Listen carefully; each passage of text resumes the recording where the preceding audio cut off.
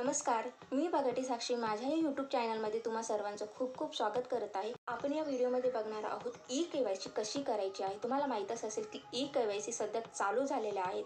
जो लाडकी बहीण योजनेचा लाभ घेत आहेत, ज्या महिला लाडकी बहीण योजनेचा लाभ घेत आहेत त्यांनी ही ई-के.वाय.सी नक्कीच करायची आहे.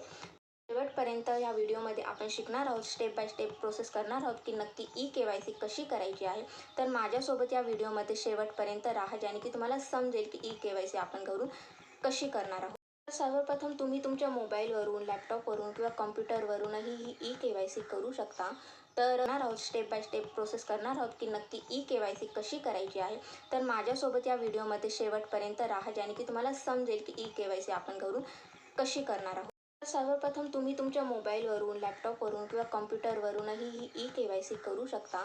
तर सगळ्यात पहिली तुम्हाला जायचं आहे ladkibaheen.maharashtra.government.in या वेबसाईटवर.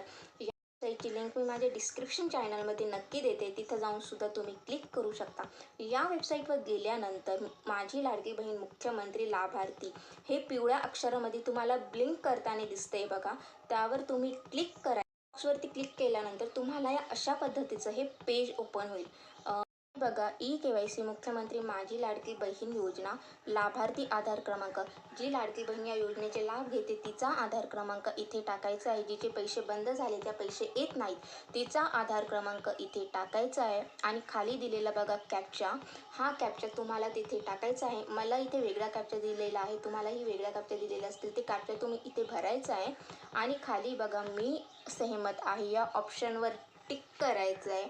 आणि ओ-टी-पी पाठवा, ओ-टी-पी पाठवा या ऑप्शनला तुम्ही क्लिक करायचं आहे. लक्षात घ्या, ज्या लाडक्या बहिणीचे आधार कार्ड मोबाईलशी लिंक असेल त्याच नंबरवर ओ-टी-पी येणार आहे. ओ-टी-पी पाठवा या बटनवर क्लिक केलं आहे. तर बघा ही वेबसाईट खूप चांगल्या प्रकारे चालते आहे. मी ही ई-के.वाय.सी सकाळी करते आहे, त्यामुळे मला काही प्रॉब्लेम नाही येते. जर तुम्ही दुपारी करत असाल तर होऊ शकतो की एरर येऊ शकतो, म्हणजे ओ-टी-पी नाही येऊ शकत या फिर वेबसाईट चांगली चालत नसेल. तर घाबरायचं काही कारण नाही आहे. तुम्ही सकाळी किंवा रात्री ही ई-के.वाय.सी करू शकता. तर आलेला ओ-टी-पी मी इथे टाकून सबमिट बटनवर क्लिक करत आहे. तर माझा ओ-टी-पी सक्सेसफुली सबमिट होतो.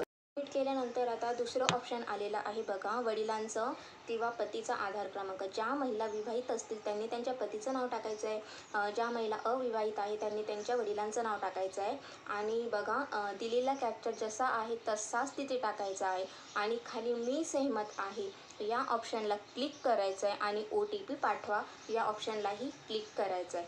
जसं तुम्ही ऑप्शनला क्लिक करता तुमच्या आधार नंबरवर या जो आधार कार्ड मोबाईलची लिंक असेल त्याच्यावर आणखी एक ओ-टी-पी येणार आहे तुमच्या वडिलांचा किंवा तुमच्या पतींचा. तो ओ-टी-पी तुम्ही इथे सबमिट करा. तर इथे आपल्याला ऑप्शन आलेला आहे वडिलांचं किंवा पतीचं नाव. तर तुम्ही वडिलांचं किंवा पतीचं नाव पूर्णपणे तिथे तुम्हाला दिसेल जो जे आधार कार्डवरती बेस आहे.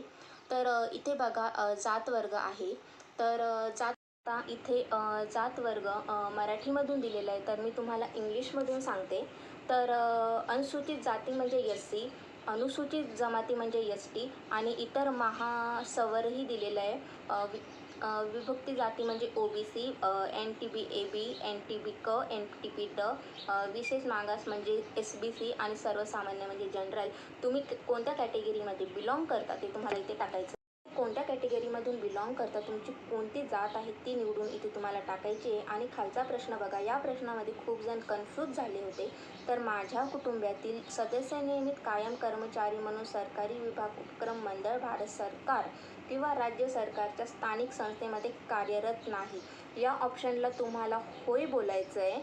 आणि माझ्या कुटुंबातील केवळ एक विवाहित व एक अविवाहित महिला योजनेचे लाभ घेत आहे या ऑप्शनलाही तुम्हाला होय निवडायचं आहे.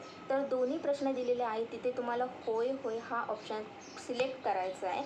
खाली बघा उपरोक्त क्रमांक 1 व 2 मध्ये देण्यात आलेली माहिती खरी असून खोटी आढळल्यास खोटी माहिती दिल्या कारणारी सक्त कारवाई पात्र राहतील. या ऑप्शनवर तुम्हाला टिक करायचं आहे आणि सबमिट बटनवर क्लिक करायचं आहे. तर तुमची ई-के.वाय.सी इथे पूर्णपणे झालेली आहे. KYC नक्की करायची आपल्याला करायचीच आहे. कारण की जर ही KYC नाही केली तर आपले जे 1500 रुपये दर महिन्याला येतात ते येणार नाही आहेत. तर नक्की सगळ्यांनी ही KYC करा. तुम्हाला हा व्हिडिओ आवडला असेल तर नक्कीच कमेंट करा, शेअर करा, लाईक करा आणि माझ्या चॅनलला सबस्क्राईब करायला विसरू नका.